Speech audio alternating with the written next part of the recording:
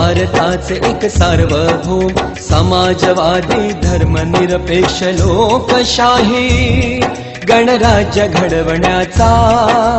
त्याच्या सर्व नागरिकास सामाजिक आर्थिक व राजनैतिक न्याय विचार अभिव्यक्ती